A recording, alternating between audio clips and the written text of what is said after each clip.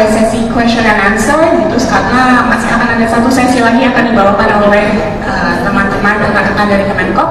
Saya akan buka pertanyaan bagi rekan-rekan yang masih ingin memastikan pointers yang tadi dibahas apabila ada yang belum jelas. Saya akan buka untuk 3 pertanyaan pertama, 1 untuk ibu yang di depan, kedua untuk ibu yang berkerudung hitam di sini, 1 lagi saya buka untuk sesi yang pertama, ada lagi 2 dulu. Untuk rekan-rekan panitia boleh Mas Daniel ini di depan, mau disebutkan nama dan asalnya ya. Ya baik, selamat sore. Saya dengan Prisilia, saya notaris Kota Jayapura. Yang saya mau tanyakan,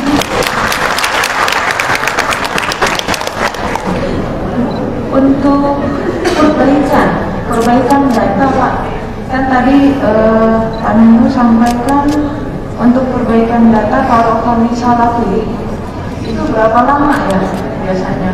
Kemudian yang kedua, dalam hal terkait penerbitan salinan kedua pendirian koperasi, apabila notaris yang sebelumnya sudah nalih protokolnya, kemudian yang penerima protokol ini belum jadi NPAK, apa bisa dia menerbitkan salinan kedua? Terima kasih. Baik, terima kasih. Kami nampung dulu Ibu Priscilla dari Jayapura, teman sekalian, untuk pertanyaan kedua untuk yang di tengah sini.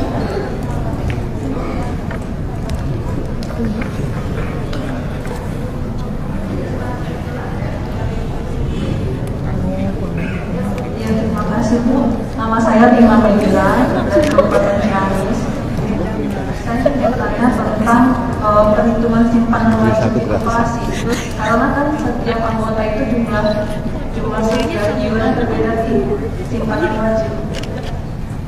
Terus yang kedua, rekan saya dia menangani masalah koperasi yang didirikan pada tahun 1964. Nah itu di dalam nama koperasinya itu, ini langsung aja kata nama koperasinya itu BKBI, Singkatan Gabungan Koperasi Batik Indonesia.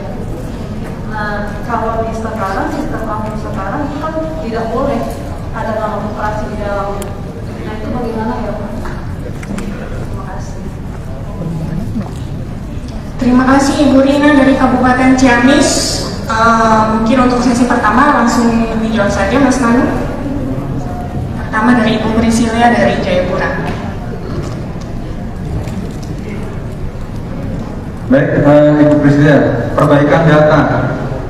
Ada kejadian? Jangan ya, jangan sampai.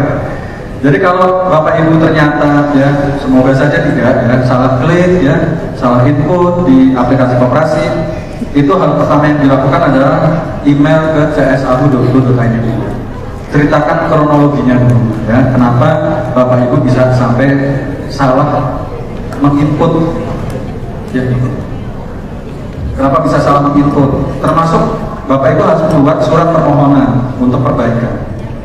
Nah setelah itu dokumen tersebut harus dikirimkan ke AHU ya pastinya. Dan kalau ditanya berapa lama, saya pernah ya wilayah keanggotanya salah. Seharusnya tadi saya bilang ya harusnya dia provinsi, tapi saking cepatnya dipilihlah lintas provinsi, akhirnya jadi nasional. Dan itu kebetulannya sampai 6 bulan. Dan itu saya setiap minggu harus email terus, reminder. Gitu Mbak ya, untuk masalah salah klik. Jadi Bapak Ibu tolong perhatikan pratinjau. Terus yang kedua harus hati-hati mengisinya. Kalau perlu jangan digabung dengan aktivitas lain. Kalau untuk isi aplikasi koperasi. Terus untuk salinan kedua, apakah notaris pemegang protokol yang bukan NPAK bisa mengeluarkan atau tidak? Kalau pendapat saya berdasarkan UU-JR ya boleh. Tapi kalau Permen 98/2004 memang belum diatur notaris pengganti atau notaris pemegang protokol. Mereka sedang menggodok Permen yang pengganti 98/2004. Dan ini mereka masih merevisi itu, dan itu sudah ada dalam peraturan menteri tersebut nantinya. Tapi untuk saat ini permennya belum ada. Jadi kalau nggak nanti buka Kepmen 98/2004, di situ tidak diatur notaris pengganti. Tapi kalau saya berpendapat dengan JNS, terus pertanyaan kedua, untuk dari Mbak Rima, Kabupaten Ciamis, perhitungan simpanan wajib, iya. Kalau simpanan wajib kan boleh, berbeda-beda antara satu anggota dengan anggota lain. Langsung ditotal aja ketika waktu pendirian. Jadi yang diinput di kolom yang tadi saya contohkan, itu bukan per anggota, bukan. Tapi totalnya, misalnya anggota 100.000, anggota 2 simpanan wajibnya 200. Nah itu tinggal di total aja, terus dimasukkan ke kolom simpanan wajib. Tahun 1994 ada nama koperasi yang tulisannya ada koperasinya. Nah sekarang kan nggak boleh. Jadi prinsipnya sepanjang itu tidak merubah nama, maka nama koperasi itu tidak akan berubah. Itu prinsipnya ya. Tapi kalau Bapak Ibu itu dirubah masuk ke form PAD di koperasi yang tadi, dia akan menambah jenis koperasinya biasa. Jadi sepanjang tidak ada perubahan nama, ya tetap berlaku. Contoh yang tadi ada koperasi yang dari satuan TNI misal, sepanjang itu nggak dirubah namanya ya tetap terus gitu aja. Jadi nggak berlaku ke belakang. Jadi itu untuk yang ke depan. Itu. Cukup jelas ya. Untuk respon jawabannya saya buka kembali untuk sesi kedua, 3 penanya. Silakan Bapak ini sebelah sana. Ada lagi penanya kedua, lalu dilanjut dengan Ibu yang di belakang. Ada lagi penanya ketiga. Untuk sesi kedua ini saya buka kesempatan Bapak berbaju batik di sebelah kanan.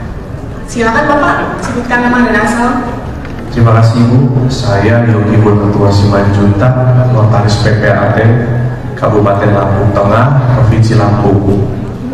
Saya mau izin bertanya, saya pernah menghadapi dari Koperasi TNI Angkatan Udara dari Provinsi Lampung. Di situ rapat anggota biasanya kan penunjukan untuk pengurusnya itu berdasarkan rapat anggota. Tapi di dalam praktek yang saya pernah temukan adalah di situ untuk pengurusnya itu ditunjuk oleh komandan atau pimpinan dari kesatuan tersebut. Nah, yang jadi pertanyaan saya adalah bagaimana sikap kita sebagai notaris? Apakah itu bisa kita anggap sebagai rapat anggota untuk penunjukan anggota pengurusnya atau seperti apa? Terima kasih, Bapak Ibu. Ya, terima kasih Bapak. Untuk penanya berikutnya, Ibu yang di belakang berbaju putih.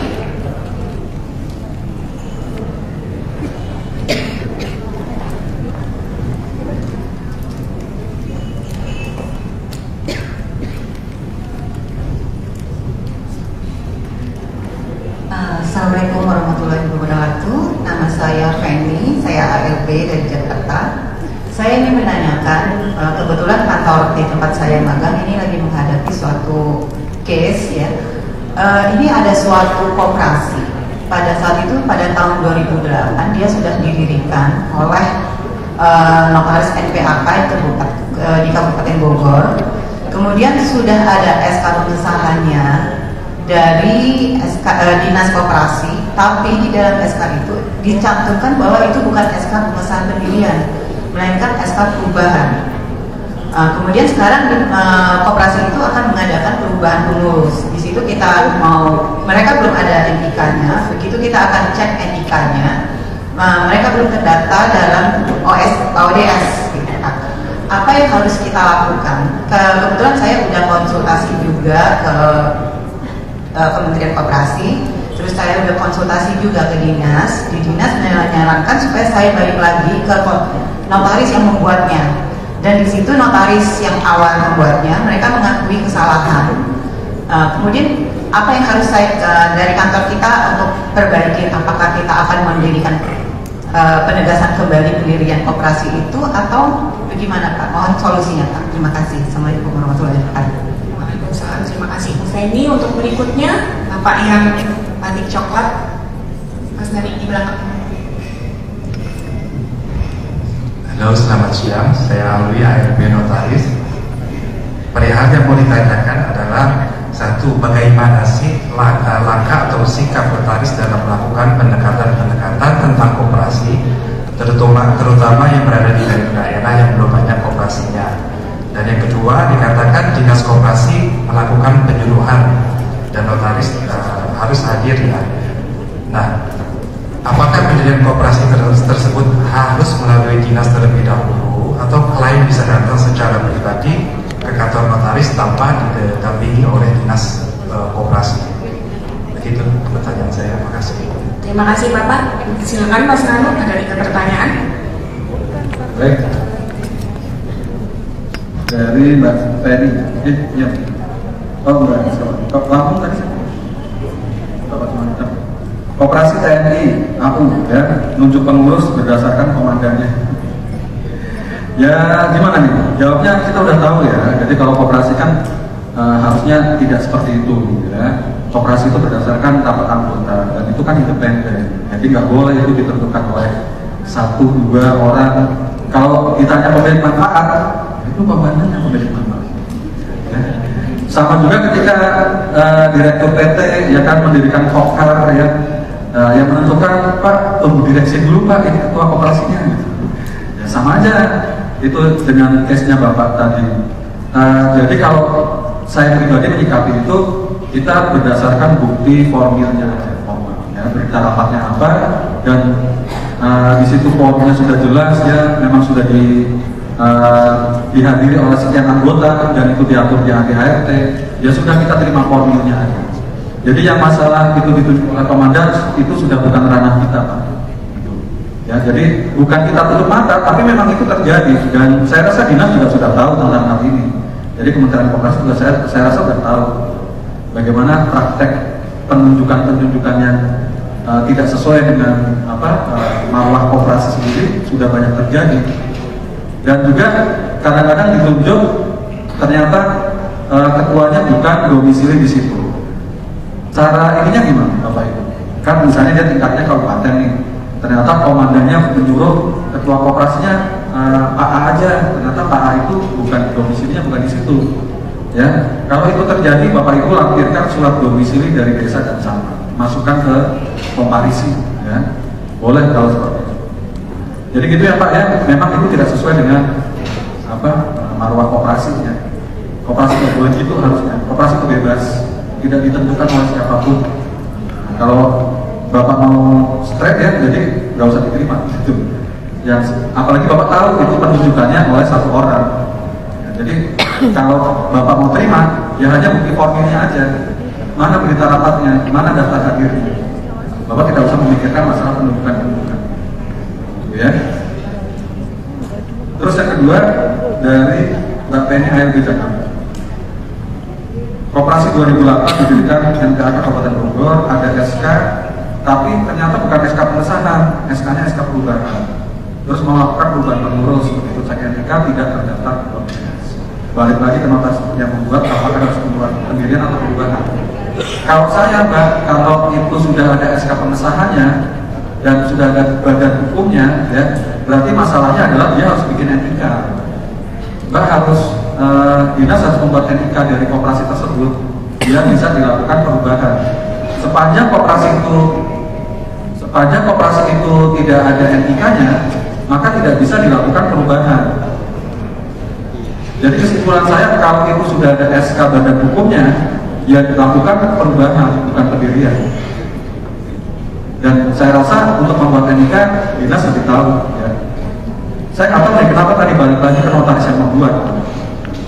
Karena sudah ada SK-nya, berarti dia sudah badan hukum, ya, sudah sah dia sebagai entitas badan hukum. Gitu. Jadi syarat saya tetap melakukan perubahan, jangan pendirian. Nanti dia terbit 2 badan hukum. Untuk Pak Awi, ALB Notaris, bagaimana sikap notaris pendekatan koperasi, terutama daerah yang belum ada koperasinya? Maksudnya pendekatan apa nih Pak? Sebagai kita notaris, ya kita harus ini aja ya, jalan bareng sama dinas. Jalan bareng itu dalam arti kita kan juga punya kewajiban penyuluhan, ya nggak? Coba dibuka UJN. Kita itu punya fungsi penyuluh sebagai notaris, penyuluhan hukum ya. Bapak Ibu juga bisa melakukan penyuluhan perkoperasian juga kan ke masyarakat. Dan siapakah partner terbaik dinas? Ya Bapak Ibu sebetulnya. bukan yang lain, ya, karena Bapak Ibu lah yang akan membuat tahapannya. Nah, kalau ditanya apakah wajib melalui dinas, jawaban saya tadi sudah jelas, tidak wajib melakukan penyuluhan dinas. Tapi saya punya cerita, Bapak Ibu, dan saya pribadi menyarankan tetap diadakan penyuluhan. Saya punya cerita di Kabupaten Tegal, ya, ada teman saya, ya, mendirikan koperasi notaris, ya, mendirikan koperasi. Koperasinya KSP, dan dinas tidak tahu ada pendirian koperasi tersebut. Nggak tahunya 6 bulan kemudian koperasi tersebut bermasalah. Kira-kira yang ditanya dulu siapa? Notarisnya atau dinasnya? Masyarakat nih, duduk nih, Pak, itu uang saya dibawa sama pengurusnya. Kira-kira yang ditanya siapa dulu? Pengurusnya atau notarisnya? Notarisnya, ya? Bukan, yang ditanya dulu adalah dinas koperasi, Pak. Dinas koperasi lah yang ditanya, Pak, ini kenapa ada koperasi A, ya, melakukan praktek-praktek ilegal. Nah, oleh karena itu kesimpulan saya, Bapak Ibu, koordinasi dengan dinas tetap harus dilakukan. Entah itu dalam bentuk pemberitahuan, hanya sekedar telepon. Kalau saya di Kabupaten Tegal membebaskan, silakan Pak, yang penting kami tahu ada pendirian koperasi itu aja. Ya, jadi fungsi pembinaan dan pengawasan itu ada di dinas setelah koperasi itu berdiri. Jadi lebih baik Bapak Ibu terus berkoordinasi dengan dinas. Salah satunya juga adalah melaporkan pendirian atau perubahan yang telah dilakukan dalam jangka waktu setahun. Itu ada, itu kewajiban itu. NPAK harus melaporkan. Ya, itu jawaban saya. Baik, terima kasih Mas Nalu untuk jawabannya yang singkat paling jelas. Karena waktu saya harus terpaksa untuk sesi kita kali ini. Tapi kalau masih ada pertanyaan, mungkin boleh follow Instagramnya Mas Nalu, ya? Apa Instagramnya Mas Nalu? Biar nambah follower langsung dari para netizen. Iya, sekaligus closing statement ya dari saya. Dari tadi nanya honor kan? Gak usah saya jawab berarti. Mau nanya tapi gak enak, Mas. Mau nanya tapi gak kalau enak. kementerian, nggak apa-apa.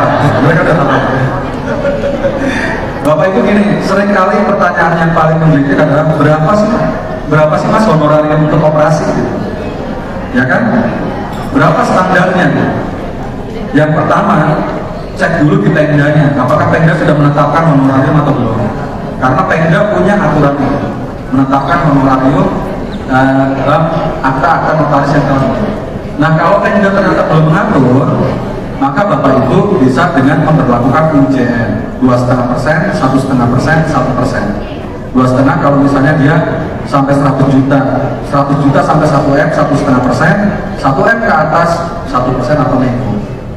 Nah, yang paling menarik adalah kalau misalnya PAD sebetulnya. Kalau PAD, Bapak Ibu pasti akan menerima neraca. Dan itu semua koperasi wajib membuat laporan keuangan atau neraca. Di neraca itu akan kelihatan, Pak, berapa asetnya si koperasi tersebut. Jadi Bapak Ibu sebenarnya lebih dapat banyak itu kalau PAD. Ya, berlakukan aja kalau memang itu koperasinya memang sehat, ya, koperasinya punya aset besar. Tapi kalau memang koperasi itu wajib kita bantu, ya, di Kepmen 98 2004 sudah diatur bahwa Bapak Ibu punya kewajiban untuk membantu koperasi yang memang perlu dibantu, bahkan digratiskan kalau melampirkan surat keterangan yang mampu dari desa. Ya, saran saya itu Bapak Ibu berlakukan UJN dan juga jangan ragu, ya. Mungkin di sini ada waktu itu saya pernah dapat kerjaan.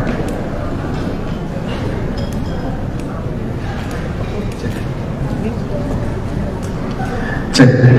Waktu itu saya pernah dapat kerjaan dari Koperasi Jakarta, ya, dan itu miliknya maskapai. Dia punya koperasi, asetnya bermiliar-miliar, Bapak Ibu. Dan ketika disodorkan honorarium yang mungkin juga nggak kalah dengan PT, mereka juga nggak nolak. Gitu. Jadi setelah ini Bapak Ibu jangan ragu. Oh, ada pekerjaan koperasi, pekerjaannya apa? PAD. Oh, ini miliknya maskapai besar, miliknya PT besar. Maka Bapak Ibu bisa dapat honorarium yang lumayan. Sebaliknya, ketika Bapak Ibu menerima koperasi yang perlu kita bantu, ya harus kita bantu, gitu ya, untuk masalah honorarium. Dan boleh follow Instagram saya kadang-kadang live IG juga bareng teman-teman koperasi, ya, di @yulistia.an di Instagram. Terima kasih dari saya. Boleh kasih pos semua. Terima kasih.